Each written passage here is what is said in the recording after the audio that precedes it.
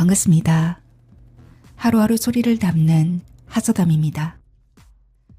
오늘은 김지수 작가님의 단편소설 목포역에 내리다 들려드리겠습니다. 이 소설은 작가님의 소설집 명작꽃이 피었다에 실린 소설인데요.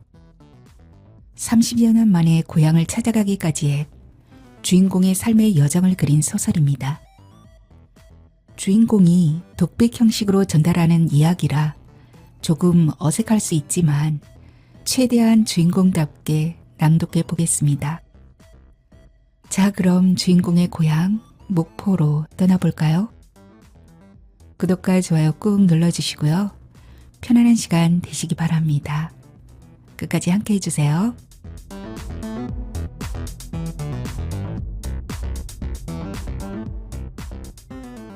목포역에 내리다. 김지수 단편소설.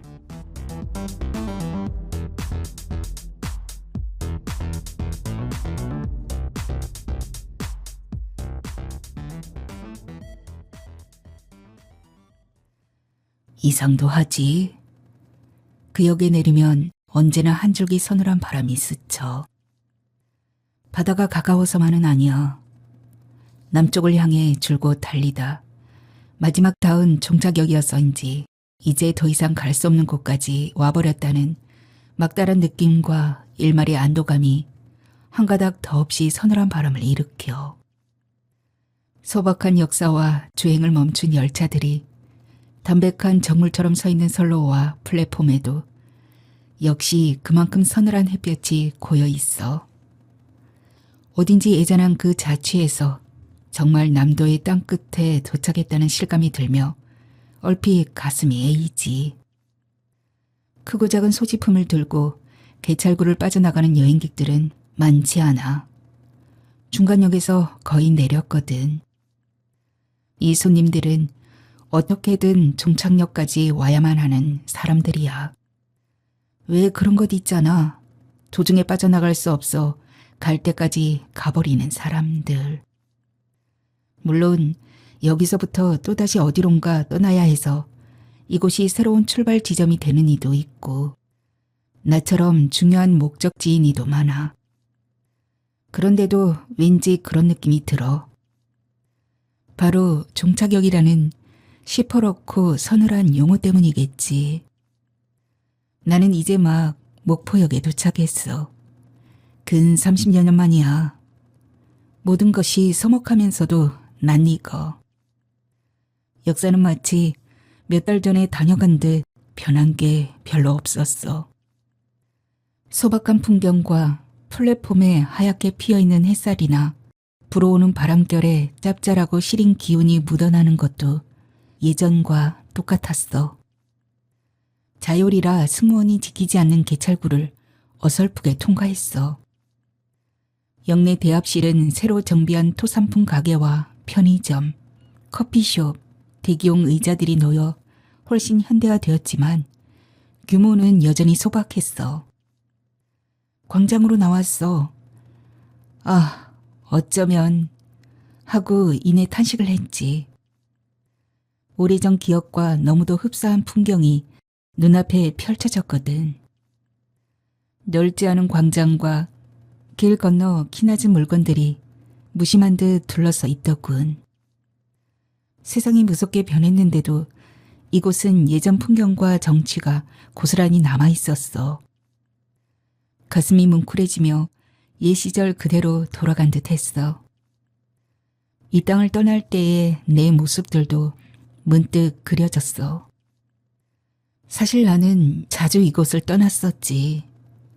이곳에서 도청 소재지의 고등학교로 다시 서울의 대학으로 떠났으며 이곳에서 군대에 갔고 이곳에서 사회 진출을 위해 다시 떠났었지.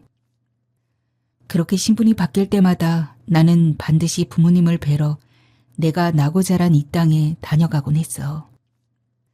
이곳의 정기를 받고 다시 어딘가로 떠날 때는 용기와 기백과 꿈과 희망과 그런 모든 것들을 설레는 기대와 막연한 불안 속에 감추었지. 아내와 만나고 헤어진 곳도 이곳이었어. 군 복무 중 잠시 휴가를 나와 쉬던 나는 그날 가까운 초등학교 운동장에 가서 철봉에 매달려 있었지. 중학교를 졸업하고 떠난 터라 많지도 않은 친구들마저 거의 소식이 끊겨 주중에 같이 시간을 보내줄 친구들이 없었어.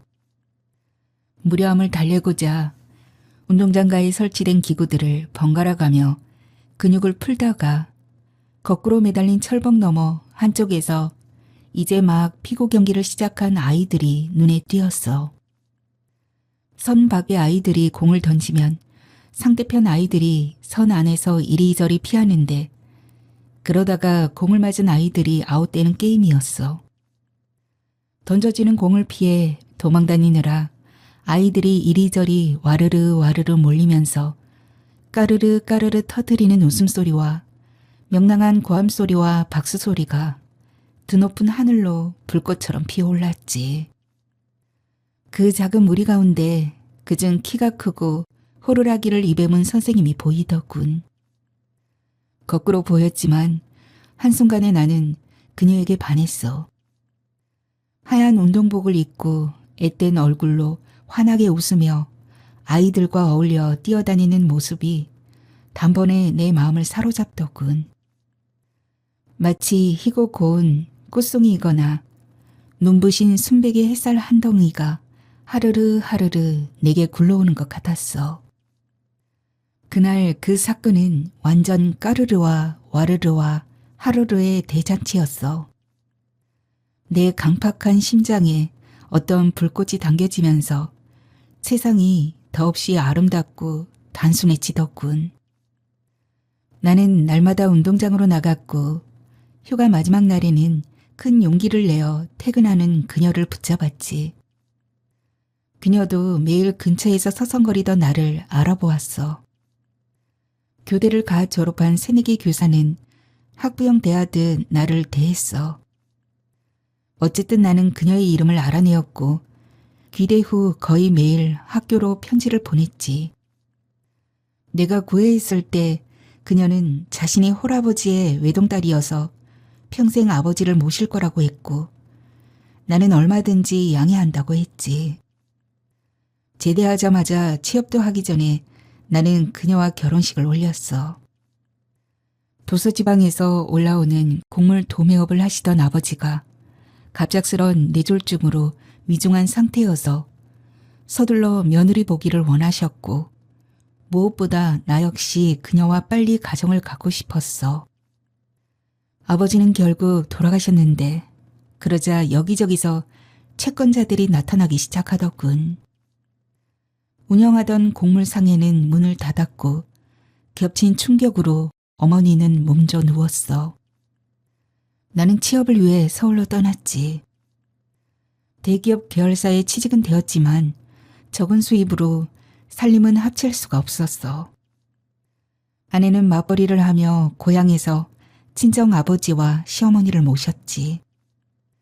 사랑하는 그들을 보기 위해 자주 내려오지도 못했어. 하숙비와 약간의 용돈 외에 한 푼이라도 전략해야 빚을 갚고 방 한 칸이라도 빨리 마련할 수 있었거든. 궁색한 월급쟁이에서 벗어나 사업을 하기로 한 것은 그 때문이야. 얼마간 자금이 모아지자 대학 선배와 무역업을 시작했어. 해외 바이어들과 연결하여 상품을 수입하고 국내에 재판매하는 사업으로 예상보다 훨씬 번창했어. 욕심이 생긴 나는 일을 더 벌려갔어. 주 거래업체가 뒤통수를 치고 나 몰래 재고를 처분한 동업자가 행방을 감추기 전까지는 어음을 발행했던 업체와 성금을 지불하고 납품을 받지 못한 이들에게 나는 하루아침에 쫓기는 상황이 되었어. 내 나이 벌써 40대였고 그 사이 어른들도 돌아가셨지. 채권자들에게 소송을 당해 교도소에 수감되는 상황이 오자 직전에 고향에 피신해 와 있던 나는 술로 현실을 잊으려고 했고 아내를 함부로 대했어. 내 처지가 부끄럽고 비참하게 각인될수록 자해하듯 그녀를 학대한 거야. 우리는 결국 이혼했고 주어진 형벌을 치른 몇 년 후 나는 곧장 이국으로 떠났어. 서쪽에서 해가 뜨고 동쪽으로 해가 지며 여름이 춥고 겨울이 따뜻한 나라로 간 거야. 어쩌면 삐뚤어져 버린 삶을 그렇게라도 뒤집고 싶었는지도 몰라. 불법 체류자들이 자주 숙소로 이용하는 시드니 바닷가 어선의 어창에서 구역질나는 생선 비린내에 절면서도 절대로 고향의 바다를 떠올리진 않았어. 타지에서는 다들 애국자가 되고 고향을 그리워한다지만 내게 고향은 실패한 사랑의 응집이었고 결정체였어. 고된 노동에 대한 육신의 고통보다 자칫 어긋나버린 지난날이 억울하고 슬프고 괴로워서 견뎌내기 힘들더군. 온갖 굳은 일을 마다하지 않았지. 죽은 것보다야 낫다고 생각했어. 더욱이 아픈 기억에서 벗어나자면 그렇게밖에 할 수 없더군.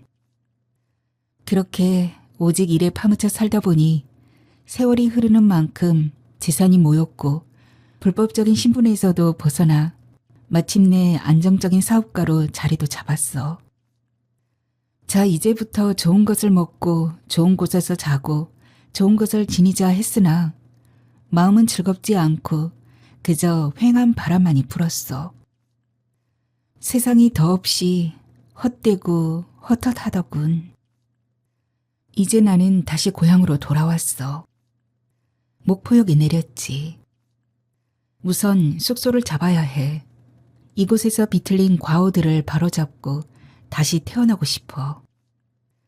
내게 뼈와 살과 정서와 사물을 보는 시각과 인생의 기본적인 자양을 갖추게 해준 터전. 무엇보다 아내를 찾고 싶어. 평생의 내 유일한 여자. 내게 설렘과 즐거움과 기쁨의 뿌리를 최초로 일깨우고 더 이상의 희락을 찾기 힘들게 해준 그녀. 내 첫사랑이자 마지막 사랑. 이제 그녀도 나만큼 늙고 쇠락했겠지? 어쩌면 세상을 떠났을 수도 있고 병석에 누워있을 수도 있고 나름대로 잘 살고 있을 수도 있어. 설령 그 모든 가정이 틀렸다 하더라도 다시 찾은 나를 외면할 수 있겠지. 당신에게서 받은 상처가 너무도 깊어서 진즉 완벽하게 지워놓으라 할 수 있겠지. 그렇지만 어떤 상황을 맞이하더라도 나는 일단 그녀를 찾고 싶어. 내 존재의 뿌리였던 고향에서 내 사랑의 뿌리였던 그녀를 확인하고 싶어. 그것만이 내 삶의 원천적인 목적이자 의미라는 것을 새삼 확연히 깨달았어. 사실 너무 뒤늦었는지도 몰라.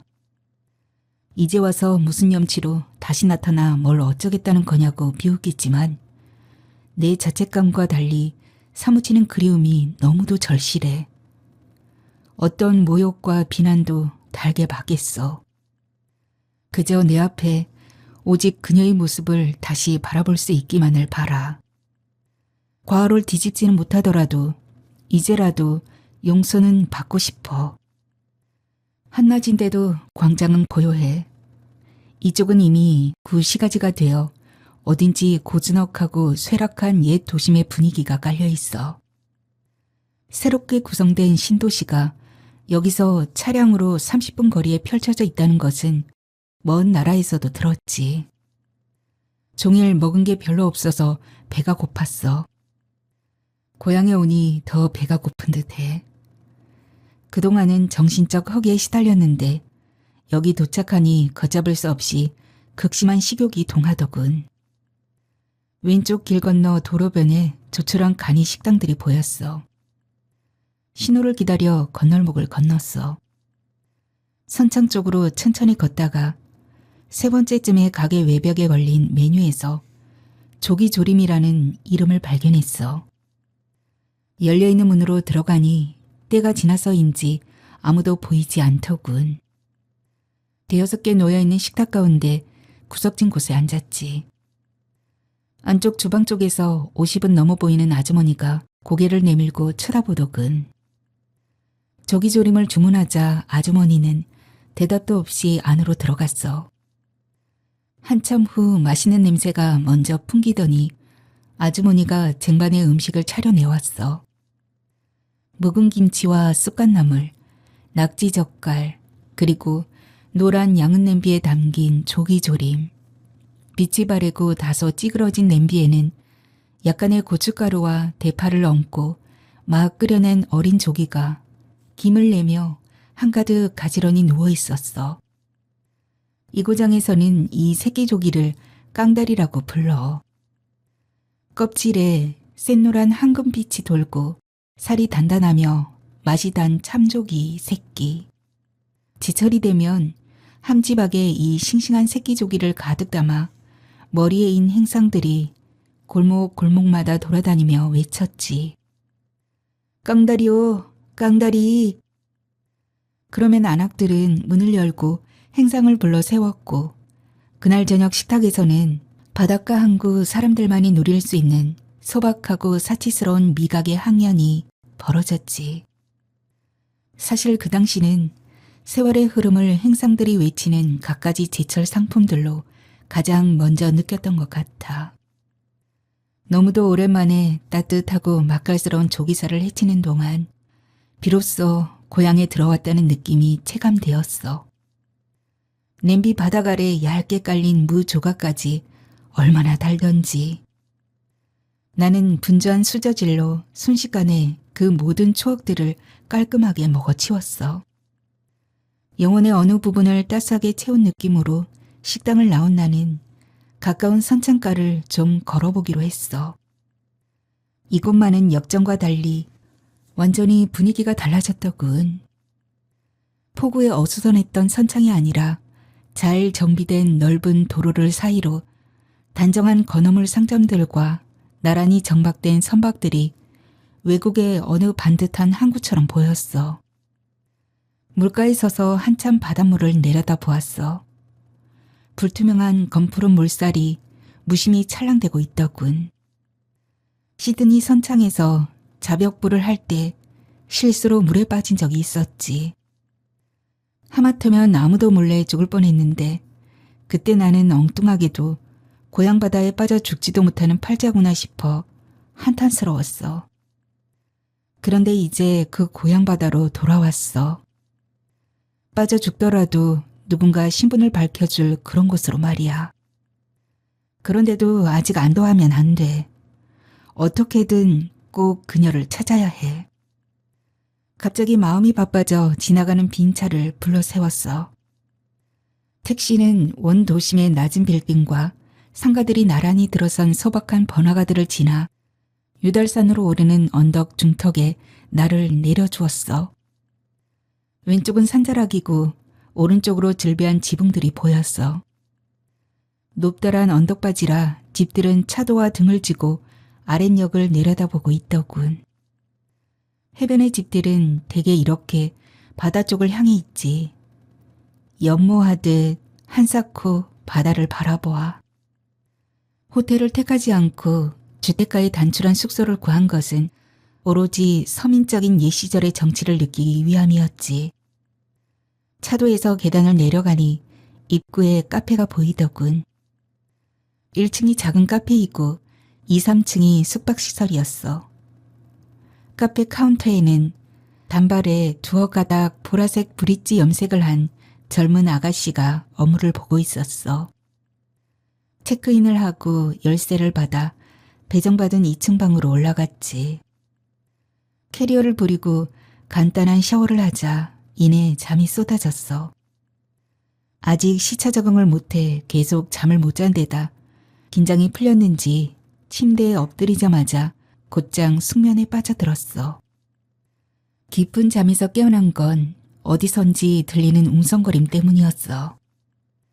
눈을 뜨자 면실류처럼 부드러운 햇살이 방 안 가득 넘쳐 흐르고 있었어. 여기가 어디인지 꿈결처럼 몽롱했어. 문 밖에서 뭔가 어수선한 소리가 들리더니 누군가 문을 세차게 두드렸어. 주섬주섬 일어나 방문을 열었지. 문 앞에 서 있던 사람들이 놀란 얼굴로 동시에 나를 쳐다보았어. 나도 놀란 얼굴로 그들을 바라보았지. 체크인을 해준 아가씨와 은발이 고운 할머니와 반백의 중노인 아저씨 한 분이 모여 서 있었어. 어머나, 안에 계셨어요? 아가씨가 먼저 제 입을 손으로 틀어 막았어. 음매, 뭐 했소? 내쳐 잤소?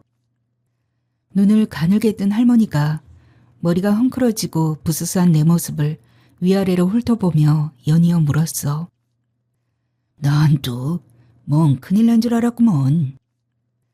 마음을 놓는 얼굴로 반백의 중노인 남자가 방 안을 기웃거렸어. 문을 두드려도 아무 소리가 없어서 이 아저씨까지 불렀어요. 제 가슴에 손을 얹은 아가씨가 안심한 듯 웃으며 말했어. 다행이오. 나 그저 놀랐네. 한 손에 연장도구를 들어 아마도 열쇠공인 듯한 아저씨 역시 웃는 얼굴로 어깨를 움찔해 보였어. 아휴, 근께 말이여. 손님, 얼마나 지난 줄이나 알겠소? 날짜로는 사흘이 다 돼간다께. 은발 할머니가 내게 말했어. 방에 들어간 손님이 너무 오랫동안 기척을 안 내니 그들은 최악의 상황까지 예상했던 모양이야. 이렇게 어수선한 첫날이 시작되었어. 약국문을 열고 들어갔을 때 창고한 의자에 앉아 컴퓨터 화면을 들여다보고 있던 친구가 고개를 들고 바라보았어. 까마득하게 먼 얼굴이지만 틀림없는 친구였어. 손님을 맞으려 반사적으로 일어서던 친구가 이내 두 눈을 둥그렇게 떴어. 자네가 왔어? 진짜 온 거야? 내가 손을 내밀었고 우리는 데스크 위에서 두 손을 맞잡았어. 도대체 얼마만인가? 그가 내실적으로 나를 이끌었어. 이리 오게. 일단 앉아서 얘기하세. 나는 그가 이끄는 대로 안으로 들어가 내미는 의자에 앉았어. 그는 얼른 냉장고에서 바카스 한 병을 꺼내와 내밀었어. 먼 길 오느라 힘들었지? 얼른 마시게. 마치 호주에서부터 걸어서 방금 여기 도착한 사람을 대하듯 그가 조바심을 내었어. 나는 비교적 일찍 고향을 떠났으니 그는 내게 고향에 남아있는 유일한 친구라고 할 수 있어. 내 앞에 마주 앉은 그도 세월의 흔적을 어쩔 수 없더군. 마지막 본 게 내 결혼식 때였으니 벌써 수십여 년이 흘러간 거야. 길에서 흔히 볼 수 있는 그런 노년의 얼굴로, 스쳐 지나가면 몰라볼 수도 있는 얼굴로, 그러나 마음만은 중학교 교정에서 뛰어놀던 동심을 되찾으며 우리는 그렇게 맞대면할 수 있었지. 이런저런 가벼운 얘기를 나누고 그 사이사이 들어오는 손님을 맞다가 6시가 되자 그가 자리에서 일어났어. 자, 퇴근해야지. 저녁 먹으러 나가세.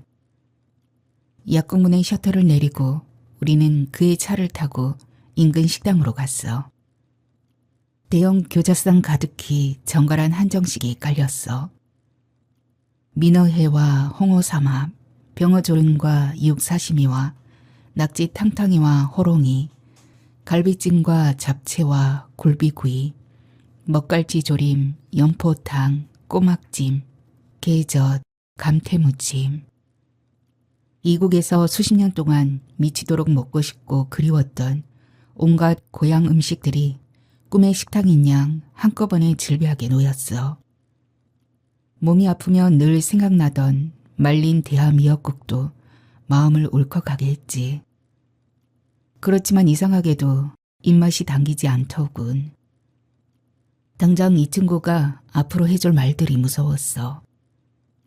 법적으로 헤어진 아내의 행적을 추적해줄 공공기관이 없겠기에 나는 어렵사리 이 친구의 연락처를 알아내어 그에게 아내에 대한 수소문을 부탁했지.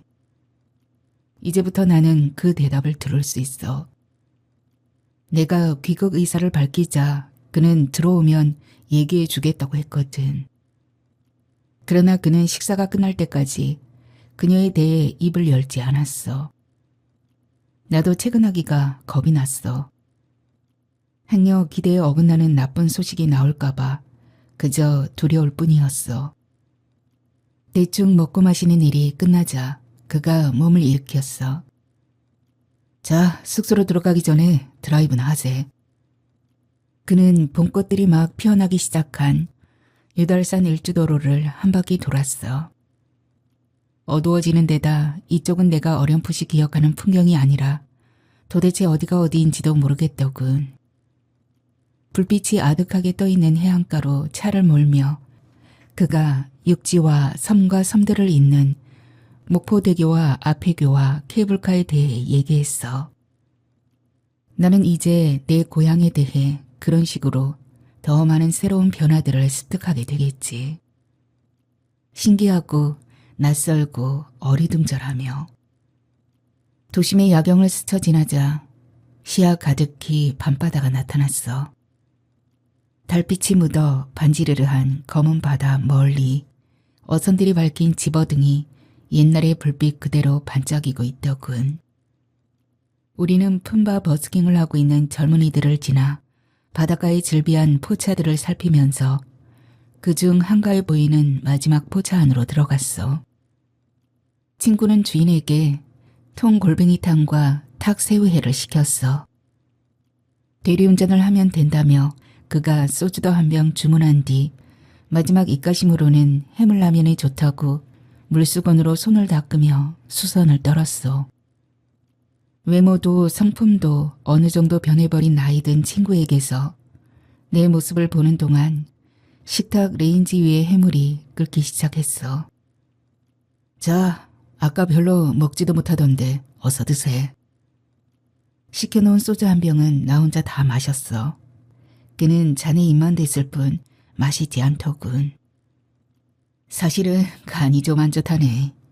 술 냄새 풍기고 들어갔다간 마누라에게 당장 쫓겨날 것 같아서. 그가 허허 웃으며 덧붙였어. 나이 들어가니 친구들도 만나면 그저 병타령이야. 앉으면 어디 아픈 얘기나 하고 고혈압, 당뇨, 고지혈증 정도는 다들 달고 살지. 우리는 한동안 그렇게 건강과 옛 친구들의 소식에 대해서 이런저런 두서없는 잡담을 나누었어. 자네 와이프 명희 씨 말이야. 마침내 그가 입을 열었어. 그의 입에서 예전 아내 이름이 나오는 순간 나도 몰래 몸이 바짝 긴장되면서 새우처럼 등이 휘어졌어. 술이 깨면서 동시에 머리가 조금 하얘지더군. 해줄 말이 없어 미안하네. 도대체 행적이 묘연해서 말이지. 자네랑 헤어지고 사직한 뒤에 서울로 갔다고는 하는데 도대체 수소문이 되지 않더라고. 홍길동도 아닌데. 선 웃음으로 얼버무리는 친구는 확실하게 알려줄 수 없는 소식이 없어 정말 미안스러운 표정이었어. 그래도 일단 사망했다는 정보는 아니어서 다행이었어. 어떤 경우 무덤이라도 찾아야겠다고 결심했는데 최악의 상황은 면한 셈이지.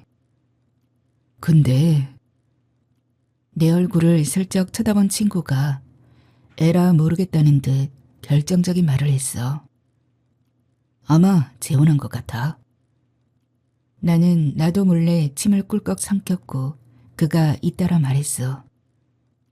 우리 집 사람이 명희 씨 여고 2년 선배잖아. 동생이 같은 학년이었던 친구가 있어서 수소문했더니 동창회는 전혀 안 나오니까 모르고 몇 년 전에 서울에서 잠깐 본 적이 있다네. 강남 어느 식당에서 어떤 남자랑 여자아이랑 같이 식사하는 걸 봤대. 반갑게 서로 인사했는데 남편이라고 소개하더래. 자네에게 미리 말해주려다가 너무 실망할 것 같고 사실 내가 직접 본 것도 아니어서 확실하게 그런지도 모르겠고. 내 머릿속에 금방 어떤 그림이 그려졌어. 아직도 여린 꽃송이처럼 고운 그녀가 인품을 갖춘 좋은 남자를 만나 새 가정을 꾸리고 예쁜 자식들을 낳아 오순도순 살아가는 모습. 어떤 상황도 받아들이리라 했지만 막상 젓가락을 쥐인 손이 힘없이 풀리더군. 무너지듯 온몸에 맥이 빠졌어. 급하게 들이켠 소주 한 잔이 뱉고 싶을 만큼 쓰디쓰더군. 뭐 꼭 그렇다는 건 아니고 진실은 또 모르는 거니까 사실이 아닐 수도 있고. 내 복잡한 표정을 보고 더 난처해진 친구가 어물어물 뒷말을 얼버무렸어. 다행이다. 그녀가 잘 살아주어서. 다행이다. 그녀가 잘 살아주어서. 그런 마음이 든 건 다음 날 아침 게스트하우스의 침대에서 잠이 깨었을 때야. 한참 동안 눈을 감고 그대로 누워 있었는데 알 수 없는 눈물이 한 줄기 마른 눈가로 흘러내리더군. 애초 큰 기대를 갖지 않았는데도 그녀와의 인연이 완전히 끊겼다는 절망감이 전신에 다시금 엄습했어. 내가 지금까지 무엇을 바라고 살아왔는지 문득 확연해지더군. 그러니 이제부터 내가 무엇을 바라고 어떤 일을 하며 살아가야 할지도 너무도 막막했어. 그새 시차 적응이 되었는지 눈도 일찍 뜨인 터라 그렇게 오랫동안 껍데기처럼 누워 있었어. 한참 만에 오늘은 그저 예전에 살던 곳이나 돌아봐야지 하는 마음을 억지로 먹었어. 겨우 일어나 커튼을 젖혔어. 환한 햇살이 쏟아져 들어오면서 눈아래 나지막에 깔린 민가의 지붕들과 멀리 선을 긋듯 펼쳐진 바다와 그너머 낮은 산들과 맑고 파란 하늘이 바라보였어. 무심히 펼쳐진 자연 안에서 저 많은 가정들이 오늘도 저마다 일상을 시작했겠지. 밝고 환한 세상을 바라보며 서 있노라니 문득 목숨이 있는 한 나도 살아야겠다는 의욕이 희미하게 남아 일더군. 그녀가 이 하늘 아래에서 나와 같이 숨쉬고 있음을 확인했으면 됐지. 뭘 더 바랄까 싶은 생각도 희미하게 들었어. 옷을 갈아입고 1층으로 내려갔어. 카운터에 서 있던 아가씨가 들어서는 나를 보자 반색하듯 웃었어. 오늘은 내려오셨네요. 숙박료에 포함된 조식인데도 그동안은 건너뛰었거든. 건소하지만 맛깔스러운 한식으로 식사를 마치고 드립으로 내려준 커피를 마시고 있는데 며칠 전에 만난 은발의 할머니와 반백머리의 아저씨가 잇따라 들었었어. 어이구, 여태 계셨소? 할머니가 물었어. 안녕하세요. 저는 당분간 더 머물 텐데요. 내가 웃으며 대답했어. 그러요? 우리야 고맙제. 속구리를 든 할머니는 활짝 웃으며 주방으로 들어갔고 아저씨는 믹스커피를 뽑아와 내 옆에 탁자 건너편 의자에 앉았어. 초면도 아닌디 우리 인사나 나눕시다. 아저씨가 주머니에서 지갑을 꺼내더니 명함 한 장을 내밀었어. 그날 어디선가 불러온 열쇠공인 줄 알았더니 알고 보니 근처 부동산 소개소 아저씨더군. 내가 호주에서 왔다고 하니 그는 자신의 딸이 몇 년 전에 멜버른에서 워킹 홀리데이를 했다고 반가워했어. 딸 핑계로 관광을 해보겠다고 부부도 따라갔는데 자동차 렌트를 했더니 운전석도 반대고 차도도 반대여서 그야말로 목숨 걸고 다녔다고 손사래를 치더군. 호주 여행은 그때가 처음이었다고 했어. 부부가 가톨릭 신자여서 주로 성당을 보고 다녔는데 역사와 규모와 성스러움이 가장 기억에 남는다고 하더군. 별로 바쁠 게 없어 출근하면 일단 여기 와서 모닝커피를 한잔 한다는 그와 나는 이런저런 얘기를 나누다가 헤어졌어.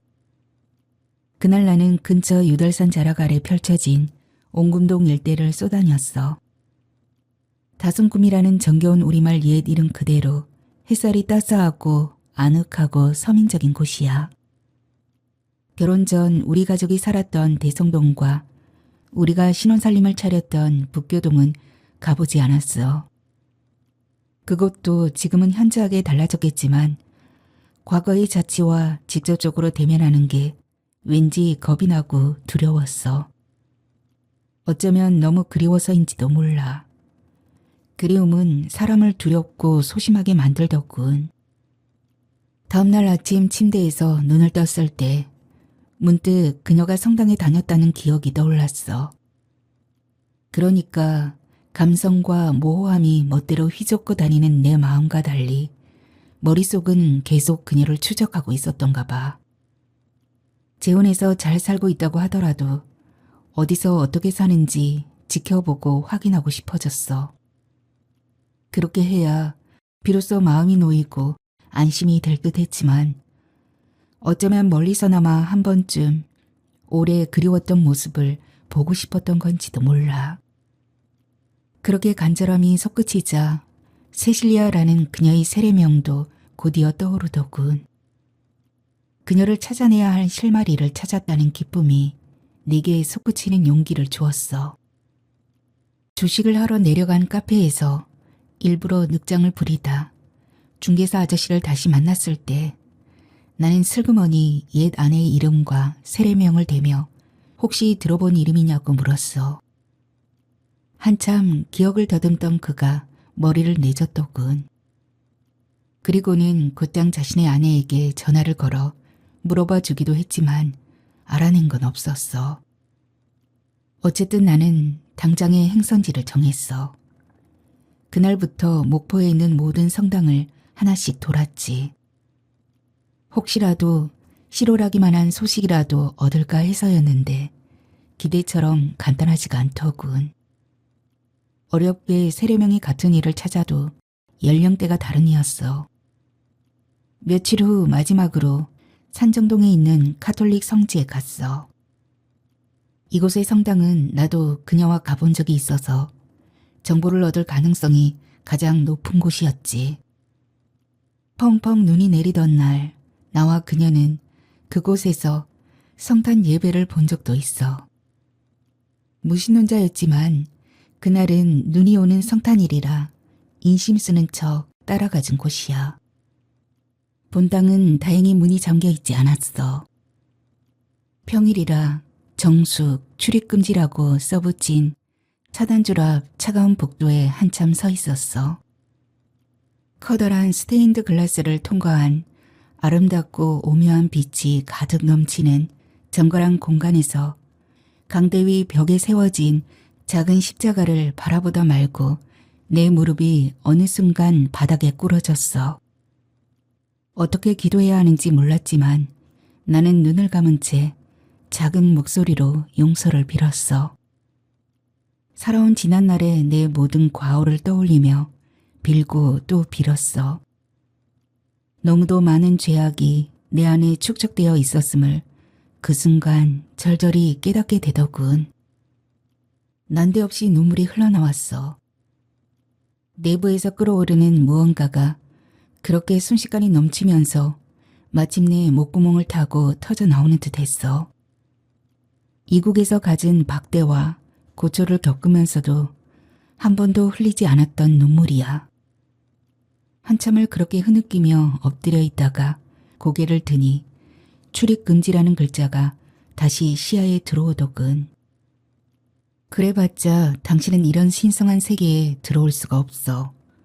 영원히 출입이 금지된 자야. 라고 누군가 강하게 일깨워주는 것 같았어. 오직 세상의 욕망만을 쫓으며 살아온 자신이 새삼 더없이 부끄러웠어. 신발을 신고 나오는데 훨씬 후련한 느낌이 들더군. 그때까지 나를 짓누르던 먹구름을 고스란히 맡겨버린 느낌이랄까? 그런 홀가분함이었어. 영원히 그녀를 못 만나도 될 것 같았어. 내가 구태여 찾아 헤맸던 궁극의 목표는 어쩌면 그녀가 아닌 내 마음의 평화였는지도 몰라.